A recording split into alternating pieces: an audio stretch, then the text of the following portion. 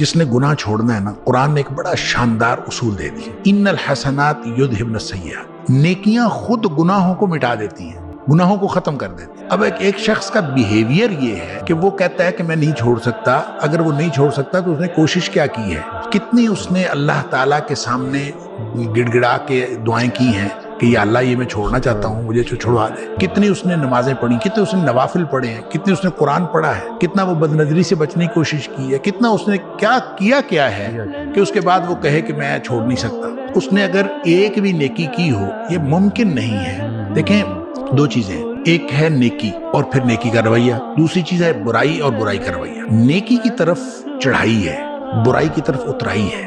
برائی میں بہت جلدی آپ چلے جاتے ہیں، نیکی میں اپنے آپ کو بڑا باندھ کے لے جانا پڑتا ہے، بڑا زور لگتا ہے، تو لہٰذا اپنے نفس کو پورا باندھ کے اوپر چڑھانا پڑتا ہے۔ اور اگر وہ کوئی نیکی کی طرف آتا ہے تو یہ ممکن ہی نہیں کہ اس کی طبیعت کے اوپر، اس کے دل کے اوپر، اس کے دماغ کے اوپر اس کے اچھے اثرات نہ ہوں، یہ ممکن ہی نہیں۔ دوسری طرف اترائی ہے، ظاہر ہے جو اترائی ہے یہ بیک وقت چڑھائی اور اترائی نہیں ہو سکتی۔ جب چڑھائی ہو رہی ہوتی ہے تو اترائی کے اندر فرق پڑ رہا ہوتا ہے، آپ دوسری طرف جا رہے ہوتے ہیں، اپوزٹ ڈائمینشن میں آپ جا رہے ہوتے ہیں، اور اگر آپ جا رہے ہوں اترائی کی طرف تو پھر آپ کی وہ جو چڑھائی ہے وہ اترائی میں بدل رہی ہے اور آپ اپوزٹ ڈائمینشن میں جا رہے ہیں۔ اس کا مطلب یہ ہوا کہ نیکی اور بدی دونوں برابر ایک وقت میں نہیں ہو رہے ہوتے۔ بالکل جب نیکی ہو رہی ہوتی ہے تو آپ بدی سے دور جا رہے ہوتے ہیں، ڈسٹینس کریٹ ہو رہا ہے۔ تو وہ اگر آپ نے کرنا ہے تو آپ ہمت کریں۔ یہ ہو نہیں سکتا وہ کہے کہ میں نیکی کر رہا ہوں لیکن وہ چھوڑ نہیں سکتا۔